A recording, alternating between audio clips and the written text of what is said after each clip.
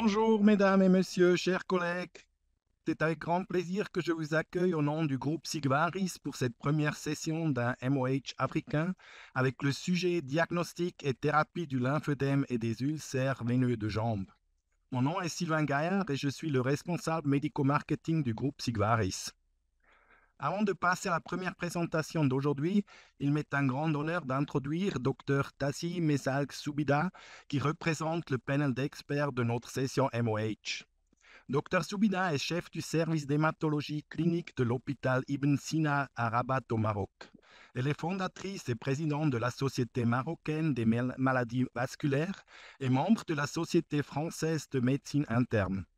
En plus, elle est membre des unités d'enseignement et de recherche en hématologie et médecine interne et présidente du comité local du programme de sécurité TEV. Bienvenue, Dr Soubida. Enfin aussi, j'ai le grand plaisir d'introduire notre modérateur principal d'aujourd'hui, le Dr Mathieu Josselin. Le Dr Josselin est un spécialiste de médecine vasculaire à la clinique Saint-Charles à La Roche-sur-Yon en France, où il a fondé et dirigé un centre de phlébologie interventionnelle. Dr Josselin est très actif dans l'enseignement et la recherche, notamment avec le diplôme universitaire de phlébologie et des techniques endoveineuses de l'Université Paris-Sorbonne. Il est terrain de stage agréé par l'université et engagé activement à la formation médicale continue et pour les infirmières. Dr Josselin a participé dans cette étude clinique de phase 3 et 4 et publie régulièrement dans des journaux nationaux et internationaux. Dr Josselin est immediate past président et actuel trésorier de la Société phlébologie française. Il est également membre honoraire de la Société canadienne de phlébologie, membre associé de l'Académie nationale de chirurgie et des pratiques opératoires innovantes et membre du comité éducatif de l'Union internationale de phlébologie. Bienvenue Mathieu, et je te passe le mot pour l'introduction de notre premier présentateur. Merci Sylvain Gaillard. Je tenais à remercier également Sigvaris pour son invitation à ce MOH sur le lymphœdème et la compression, qui sont des sujets qui nous sont tous très proches dans la pratique quotidienne. Avant d'introduire le premier intervenant, je voulais juste faire un petit point sur les questions-réponses et le chat. N'hésitez pas à déposer vos questions-réponses ou à discuter. Vous avez l'interface qui s'y prête. Et c'est notre ami le Dr Tassi Mesalk Soubida qui ensuite modérera ces discussions qui vont s'intercaler entre chaque présentation.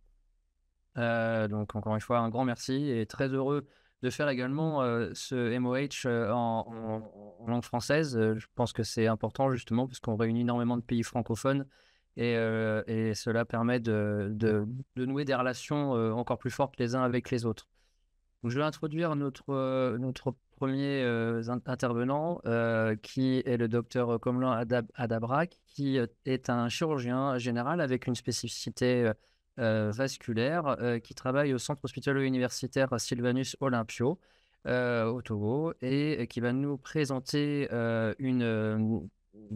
topo sur la prise en charge des ulcères des jambes à Lomé et en expliquant les réalités et les perspectives de cette prise en charge, donc un partage d'expérience. Voilà, je lui laisse la parole.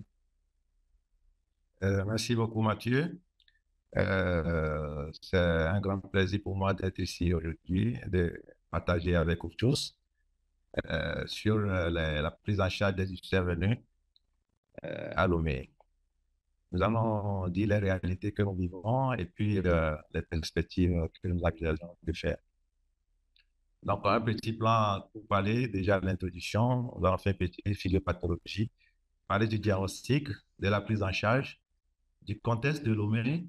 On parlera de nos patients, de nos soignants, des thérapeutiques disponibles, de ce que nous faisons en pratique et puis nos perspectives et on finit par une conclusion.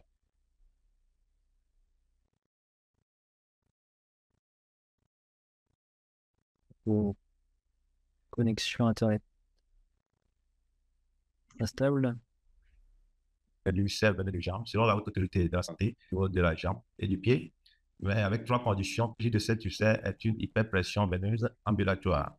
Donc, elle est due soit à une insuffisance veineuse superficielle ou profonde, ou liées à une déficience de la pompe musculaire du mollet. Et dans la dernière partie, c'est qu'il n'y a pas de participation artérielle pour parler du cerf veineux, surtout plus.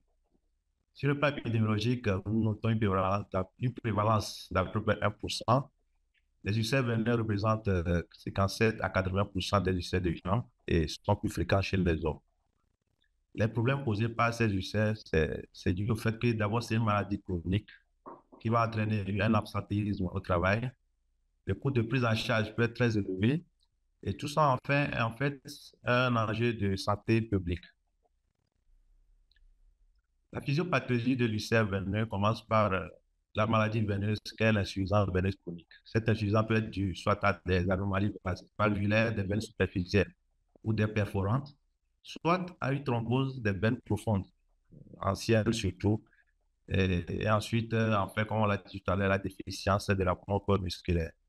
Donc, cette insuffisance veineuse va entraîner un reflux sanguin vers les jambes et vers les pieds, responsable d'une hyperpression veineuse qui va entraîner une souffrance circulatoire et tissulaire, avec fragilisation des teguments, des trous trophiques, et puis ça va aboutir à des ulcérations et à l'ulcère. Selon toujours les recommandations de la haute autorité de la santé, le diagnostic positif de l'ulcère va reposer essentiellement sur la recherche des antécédents veineux et des signes cliniques de la maladie veineuse chronique, la mesure de l'indice de pression systolique et la prescription d'une échographie Doppler veineux. Alors, pour ce qui est de l'interrogatoire, les facteurs de risque, on les connaît, ils sont en familiaux, la sédentarité, l'obésité. Les antécédents veineuses, il s'agit surtout de rechercher soit une thrombose veineuse profonde dans les antécédents, ou bien des signes fonctionnels d'insuffisance veineuse, que sont les jambes lourdes, les douleurs, qu'on appelle phlébargie, les œdèmes de stase. Ces œdèmes de stase siègent aux malléoles, aux jambes, et ont la particularité d'apparaître dans la journée et de disparaître le matin au réveil. Donc, tous ces éléments doivent être recherchés dans l'interrogatoire. Et à l'examen clinique, il faut définir les caractéristiques de l'ulcère, la taille, la profondeur, le siège, la douleur, la présence de douleur ou non, l'aspect de la peau périlésionnelle et la présence ou non de peau périphérique. Donc, dans l'ulcère veineux, nous sommes en face d'un ulcère qui est le plus souvent unique, situé dans la région périmalléolaire ou au tiers inférieur du mollet. La taille est variable, mais souvent c'est un ulcère de grande taille. Cet ulcère est plus douloureux, le fond est rouge, fibrineux et les baies sont souples. Les signes de la maladie veineuse qu'on va retrouver tout autour de l'ulcère, c'est souvent les varices, la dermite ocre ou l'œdème respiral. Et chez ces patients, le pouls périphérique est présent. Voilà quelques images du cerf veineux que nous voyons à gauche. Voilà les caractéristiques comme nous avons décrit tout à l'heure. Et à droite, on voit très bien l'hypercoloration cutanée tout autour de l'ulcère, hypercoloration que nous appelons dermite ocre. Ici, pareil, voilà des ulcères de gens qui sont situés cette fois-ci à la face externe de la cheville, en faveur d'un ulcère lié à une insuffisance de la veine saffaire externe. Voilà encore des ulcères de jambes, à gauche, ulcères à fond fibrineux, mais respectant les caractéristiques que nous avons décrites tout à l'heure. La dernière image, c'est une patiente de 70 ans qui avait eu un ulcère de jambe qui a été traité par les soins locaux après greffe. Elle avait eu dans ses antécédents une sclérothérapie, mais elle a refusé la chirurgie veineuse. Donc là, on assiste à un récidive d'ulcère. Les signes de maladie veineuse que nous retrouvons en présence du cerf veineux, voilà les varices. Les varices qui sont situées sur toutes les jambes. Parfois, elles sont volumineuses et appellent à un traitement chirurgical.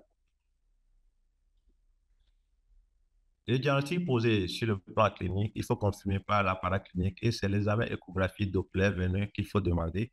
Et l'échographie Doppler veineux va confirmer la maladie en montrant le reflux dans les veines superficielles ou profondes et parfois des stigmates de thrombose veineuse profonde. Il faut demander aussi l'index de pression systolique. L'index de pression systolique, c'est le rapport entre la pression artérielle systolique de la cheville et au bras. Donc, elle se mesure souvent à la sonde Doppler ou à l'écho Doppler. Donc, lorsqu'on a ces deux pressions, on fait le quotient. Et lorsque l'IPS se situe entre 0,9 et 1,3, on est en présence d'un ulcère veineux pur. Mais lorsque l'IPS est entre 0,7 et 0,9, il y a une participation artérielle probable à cet ulcère-là. L'échographie Doppler n'est pas demandée systématiquement par nous, mais il faut le demander lorsqu'on est en face d'un cours périphérique aboli ou diminué, ou bien lorsqu'on a d'autres signes d'artériopathie oblitérante des membres inférieurs, tels que la claudication intermittente, les petits nécroses d'orteils, ou bien lorsque l'IPS est inférieur à 0,9 ou supérieur à 1,3. Alors, le diagnostic différentiel de ces ulcères va se faire avec les autres ulcères, surtout les ulcères artériels qui font 10 à 25% des ulcères. Il y a aussi les vascularites, les hémopathies, notamment la drépanocytose qui est très fréquente dans nos milieux. Et dans ces cas d'ulcères qui font le diagnostic différentiel, l'échographie Doppler veineux est normale. Voilà quelques ulcères artériels. On voit que de gauche à droite, là, on a 3 ulcères ici. On voit qu'il y a eu des nécroses de tête qui ont été amputées. Voilà, ça caractérise une participation artérielle à l'ulcère. Ici, à gauche, c'est un ulcère chez un diabétique avec un mal perforant plantaire qu'on voit bien ici. Et à droite, c'est un ulcère post-traumatique. Voilà, également, on peut se retrouver parfois devant des ulcères de ce type-là, où il y a manifestement une participation veineuse aussi, mais il faut aller plus loin, faire des biopsies et rechercher l'étiologie réelle de l'ulcère. Nous en venons à la prise en charge de l'ulcère veineux. Selon les recommandations, il faut absolument mettre en place une compression à haut niveau de pression, qui sont souvent de multicouches, chez les patients qui présentent des ulcères veineux. Il faut adapter le traitement lorsqu'il y a une artériopathie oblitérante associée et opérer les veines superficielles lorsque c'est nécessaire et prescrire un traitement au long cours pour éviter les récidives. Donc, les compressions vont nous permettre non seulement de guérir la maladie, mais d'éviter les récidives. Alors, le mode d'action de la compression, c'est quoi? La compression va nous permettre de diminuer l'hyperpression veineuse dont nous avons parlé dans la physiopathologie. Elle diminue donc le reflux veineux, diminue la stase veineuse, va améliorer le drainage veineux-lymphatique et tout ça va contribuer à la résorption de l'édème, à l'oxygénation des tissus et favoriser la cicatrisation de la plaie. Notons qu'il n'y a souvent pas de guérison définitive de l'ulcère veineuse sans la compression. Dans le contexte de l'OME, alors, c'est quoi le profil de nos patients, de nos soignants? Nos soignants, ce sont d'abord les médecins qui s'occupent de cette ulcère-là, les médecins généralistes, les chirurgiens, les plasticiens qui s'occupent des plaies et cicatrisation. Il y a peu de médecins spécialisés dans la prise en charge des pathologies vasculaires. Nous n'avons pas de phlébologues. Les infirmiers sont souvent les premiers contacts de ces patients qui ont des ulcères et ces infirmiers passent beaucoup de temps à faire des pansements locaux et ils bandent les plaies avec des bandes verpaux circulaires avec comme conséquence souvent les effets garrot qui aggravent les lésions dermiques. Le profil des patients, quand est-ce qu'ils arrivent? Ils arrivent lorsque, après ces pansements, il n'y a pas d'amélioration ou bien il y a une mauvaise évolution de la maladie, c'est-à-dire des récidives, des nécroses, des infections. Parfois, les patients nous arrivent après la réalisation d'une échographie Doppler qui montre qu'il y a une pathologie veineuse en dessous et le patient est donc transféré chez nous en milieu spécialisé. À la consultation, alors, quels sont les problèmes posés? On remarque qu'il y a un long parcours thérapeutique. Les patients partent souvent chez les tradithérapeutes. Ça passe par des prières. Les soins, lorsqu'ils sont effectués dans un milieu médical, les soins sont exclusivement centrés sur la plaie, sur l'ulcère, et non sur la cause. On note également qu'il y a des difficultés financières liées aux dépenses antérieures et que le plus souvent, il n'y a pas de compression dans la prise en charge de ces ulcères avant que les patients nous arrivent. Alors, qu'est-ce que nous proposons comme prise en charge? Cette prise en charge comporte 2 grands volets. La prise en charge de l'ulcère avec des détections, cicatrisation, greffe et autres, et la prise en charge de la maladie veineuse. La prise en charge de l'ulcère va consister pour nous à faire des soins locaux. Ça se fait soit les pansements se font en salle, au lit du malade ou bien au bloc opératoire, surtout pour les premiers pansements, les détections, où nous profitons pour faire des biopsies en cas de suspicion de dégénérescence et faire des examens pathologiques également. Les pansements réalisés après, ce sont la plupart du temps les pansements au sérum physiologique, pansements BVT qui nous donnent de bons résultats, ou les pansements VAC, Vacuum Assisted Closure, parfois, ce qui permet d'améliorer, d'accélérer la cicatrisation. Le traitement de la maladie veineuse va se faire, comme on l'a dit, par la compression et la chirurgie. La compression, quand est-ce que nous la mettons? Immédiatement dès la confirmation diagnostique. Bien sûr, après la vérification qu'il n'y a pas une cause artérielle associée. Les compressions sont portées toute la journée, souvent enlevées la nuit. Et ces compressions sont poursuivies au long cours, même après la cicatrisation de la plaie pour éviter les récidives. Le premier outil de compression que nous utilisons, ce sont les bandes élastiques. À Lomé, nous disposons des bandes Dupraflex fortes de force 3 et 4. Donc, ces bandes sont posées par le personnel médical formé. Ce n'est pas difficile à poser. Les chirurgiens, les médecins, les infirmiers peuvent les poser. Mais cette technique est enseignée aux patients également. Parce qu'à la maison, c'est le patient qui enlève le soir, qui le remet le lendemain matin, ou bien il amène un parent à qui on enseigne comment appliquer ces bandes-là. Et le plus souvent, nous posons ces bandes en 3 couches, multicouches. D'abord un gésé sur le membre. Après avoir fait le pansement, on pose du sub-band et puis on met la bande dessus. Les problèmes parfois, c'est lorsque les bandes sont trop serrées, ça fait effet garrot avec des douleurs, ce qui entraîne une ablation de la bande. Voilà comment nous posons la bande. On voit ici la bande Dupraflex qui est posée de façon harmonieuse et en dessous le gazé qui couvre le sub-band. En dehors des bandes de compression, nous avons les compressions par les bas et chaussettes. Ces bas et chaussettes, nous mettons les bas, nous choisissons les classes 3 et 4. Lorsque la classe 3 n'est pas supportée par le patient, nous pouvons descendre à la classe 2. Également, ici, il faut respecter les règles de prescription des bas, la prise de mesure qui se font le matin, choisir la classe, protéger les plaies et les zones fragiles, et la technique de port de bas est également enseignée aux patients. Les difficultés dans nos milieux tropicaux, c'est que les patients se plaignaient de la chaleur. Et donc, pour ça, nous avons opté pour les bas et chaussettes à coton, les Sigvaris thermorégulatines, qui sont très bien supportés en période de chaleur. Le traitement de la chirurgie veineuse, de la maladie veineuse par la chirurgie est également recommandé par la Haute Autorité de la Santé.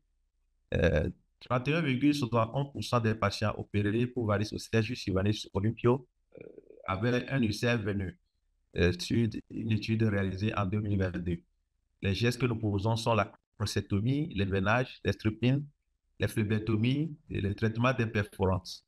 Et ces gestes sont orientés par la clinique et l'échographie Doppler. Les suites opératoires sont habituellement favorables après la chirurgie. Et les gestes complémentaires sont souvent associés. Ce sont les greffes de peau. Lorsque la plaie de petite taille, nous faisons une greffe en pastille. Lorsque la plaie de grande taille, nous faisons une greffe de peau mince, comme le voyons ici. La sclérothérapie et les autres moyens de traitement de la maladie veineuse ne sont pas disponibles ici dans notre test. Voilà à peu près 2 patients à qui nous avons le premier à gauche, un ulcère veineux qui a été sur lequel on a fait une détection et qui a cicatrisé après la chirurgie, n'a pas voulu de greffe.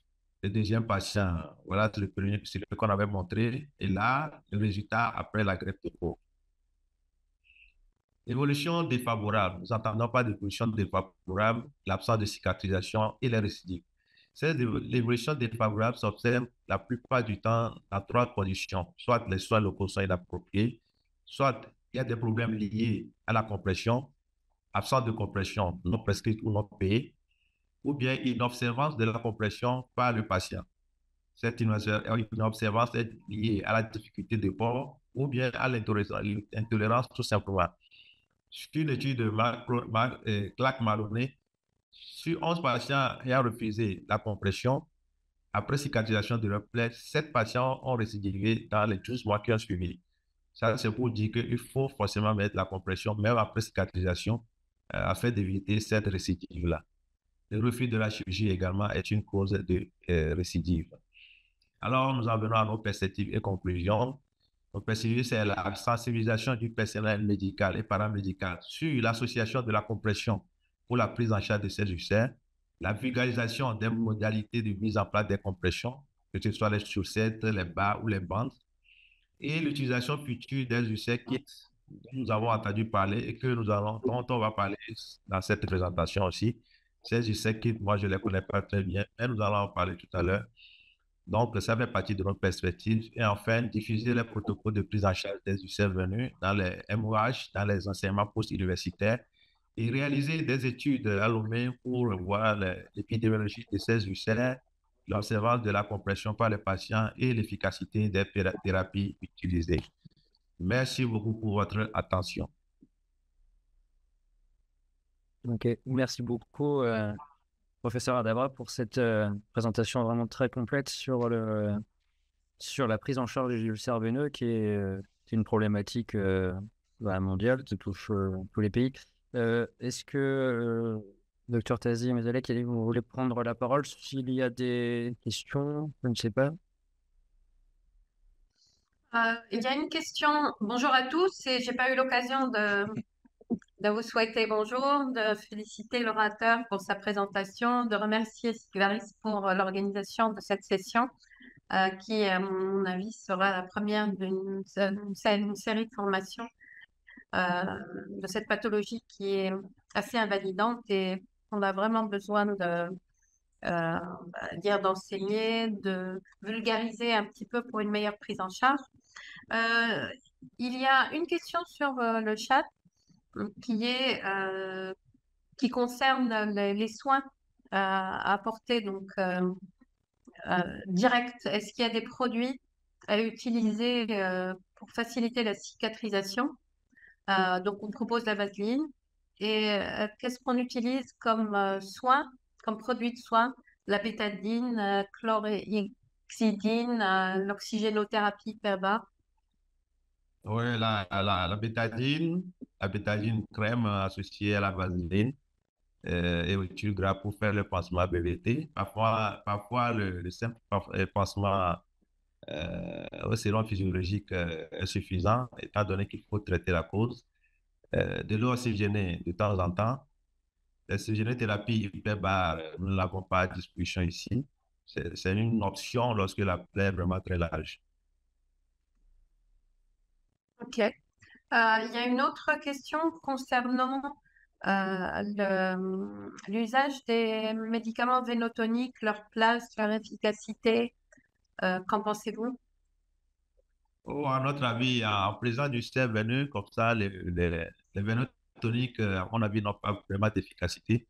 Nous, on les prescrit dans la maladie veineuse sans ulcère lorsqu'il y a des phlébalgies, parce qu'on se dit peut-être que ça peut améliorer un peu les douleurs et aux tensions veineuses, mais on ne trouve pas grande importance, utilité dans la prise en charge de l'ulcère veineux. Donc, je vous invite en fait pour les personnes connectées à poser vos questions sur le chat et bien évidemment on va y répondre. Donc, il y a une question qui concerne la surveillance des patients et on pose la question sur la fréquence de surveillance des patients. Et lors des pansements,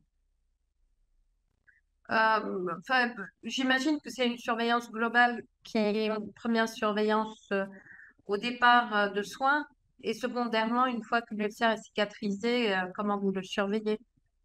ouais, avant cicatrisation, c'est voir le patient 2, 3 fois par semaine avant la cicatrisation. Maintenant, après cicatrisation, on les voit à 1 mois, à 2 mois, et puis tous les 3 mois. Tous les 3 mois pendant la première année, et puis tous les 6 mois. Et c'est vous qui les voyez? C'est vous, chirurgien, qui les voyez? Oui, c'est vous qui les voyez. Ok. On a reposé une question sur les vénotoniques, donc je pense que vous y avez répondu. Peut-être euh, repréciser que dans les recommandations en général, ces vénotoniques sont proposés en aide, on va dire, secondairement, mais que leur action n'est peut-être pas forcément majeure chez les patients qui ont un ulcère. Les- la décision de proposer une chirurgie, vous l'avez précisé dans votre intervention. Est-ce que vous pouvez reprendre ce côté? À À la quel décision moment de, vous proposez la chirurgie aux patients? euh, la chirurgie, dès que le patient a un ulcère et que c'est prouvé que l'ulcère, l'origine est veineuse, nous proposons déjà une chirurgie. L'échographie nous aide. L'échographie et la clinique nous aident à savoir le territoire où la veine est malade. Mais l'ulcère veineux, pour nous, systématiquement, il faut faire la chirurgie lorsque l'insuffisance est prouvée à l'écho-Doppler. Donc, vous Maintenant, si le proposez, patient n'accepte pas, si le patient n'accepte pas la chirurgie, on traite avec la compression et on attend. Maintenant, en cas de récidive, on leur propose la chirurgie. donc il y a des moments où la chirurgie peut être proposée en première intention directement en fonction des données de l'écho Oui, Doppler. oui, et surtout devant des paquets varicules monstres, comme je viens de le montrer dans les images, il faut proposer la chirurgie parce qu'il y a beaucoup d'autres risques de thrombose qui sont là derrière. Une technique ancienne, je ne sais pas si vous l'utilisez encore, qui est la technique Shiva. On vous pose la question sur cette technique. Est-ce que vous l'utilisez, vous, dans votre pratique, Non, non, la nous Shiva? n'utilisons pas. Non, nous n'utilisons pas la Shiva dans notre pratique. Ok, Mathieu, moi je pense que je n'ai plus d'autres questions sur le D'accord. chat. Moi, Il y a une question, Ah, excuse-moi Sylvain, sur en fait, il y a deux questions sur la contention qui me paraissent intéressantes. Euh, qu'est-ce que vous proposez, comment vous choisissez entre des bas de contention et des bandes de compression? Quel est votre, on va dire, votre cuisine? À quel moment vous choisissez plutôt des bas ou plutôt des bandes de compression? Est-ce que ce sont deux traitements potentiellement complémentaires chez le même patient? Est-ce que c'est une chronothérapie? Vous utilisez d'abord les compressions, les bandes, ensuite les chaussettes de contention. Ok. Je préfère utiliser les bandes en première intention. Maintenant, lorsque la plaie a évolué et que le patient n'est pas douloureux du tout, bien, voilà, là, je peux passer aux chaussettes, voire au bas. Mais en première intention, je préfère commencer par les bas. L'autre peut-être réponse qu'on pourrait amener, c'est que quand les patients viennent avec des états de stase importants, avec des jambes, on va dire, avec un périmètre, une circonférence de pied importante, peut-être que les bandes au départ permettent de réduire un petit peu ces circonférences et proposer Absolument. secondairement les Absolument. chaussettes secondairement. Donc ça peut être aussi une espèce de chronothérapie à proposer aux gens. Une question, d'ailleurs, je ne me suis jamais posée, mais peut-être, pourquoi pas. Est-ce qu'on peut superposer les bas de compression? Oui, oui, on peut superposer les bas de compression. Lorsque je vais atteindre une classe 3, je peux superposer une classe 1 et une classe 2. D'accord. OK. Et c'est mieux toléré, j'imagine. C'est mieux toléré aussi, et puis la Plus pose est plus facile à facile. faire porter. Voilà. Oui. Mhm. Super. Mais écoutez, parfait. Moi, je pense que j'ai fait le tour des questions que j'ai sur le chat. Merci beaucoup, docteur Komlan Aldabra. Alors, Pardon. Euh, Mathieu, je te redonne la main. Moi, je me permets juste, enfin, je sais qu'on va être hors timing, mais j'ai trouvé cette présentation très intéressante parce qu'effectivement, en fait, on se reconnaît tous, je pense, à travers finalement un assez gros désordre en termes je dirais, d'intervenants. Enfin, il y a des problématiques qui ne sont pas exactement les mêmes, mais en fait, on va avoir des personnels médicaux, paramédicaux qui ne sont pas forcément tous formés ou mal formés. On n'a pas forcément des centres de cicatrisation partout. Enfin, moi, je parle de mon côté. Donc, on va avoir exactement ces retards de cicatrisation dont vous parliez. ce qui est très Oui, intéressant. Je rebondis sur l'intérêt, vous en avez parlé, de la compression après la cicatrisation d'un ulcère. C'est une recommandation HAS qui est très forte, qui dit que bah, pour oui, diminuer les récidives, bon, il y a le traitement effectivement de la varice, donc c'est ce qui a été démontré dans l'étude EVRA, mais le port de la compression est indispensable. Et vous parliez de problèmes justement de financement.